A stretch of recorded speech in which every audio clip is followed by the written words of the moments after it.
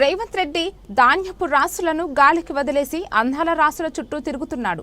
అందాల పోటీల కోసం రివ్యూలు చేస్తున్నాడు. అందాల బామలకు కుక్కలు కనపడకుండా కుక్కలను ఎత్తుకుపోయి చంపుతున్నారు.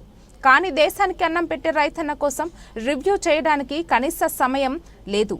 వేలాది మంది పోలీసులను ప్రభుత్వ అధికారులను నియమించి అందాల రాసులకు ఇబ్బంది కలగకుండా చూస్తున్నాడు. కానీ రైతుల ఇబ్బందులను పట్టించుకోవడం లేదన్నారు మాజీ మంత్రి ఎమ్మెల్యే హరీష్ రావు. అందాల పోటీల మీద రివ్యూలు చేస్తున్నాడు. వేలాది మంది పోలీస్ అధికారులను ప్రభుత్వ అధికారులను నియమిస్తూ అందాల పోటీలకు ఇబ్బంది కలగకుండా కుక్కల్ని ఎత్తుక చంపుతున్నారు, లేకపోతే డబ్బలు ఎత్తేస్తున్నారు, స్ట్రీట్ వెండర్స్ దుకాన్లు తీసేస్తున్నారు, చాలా కష్టపడుతున్నారు, పర్వాలేదు.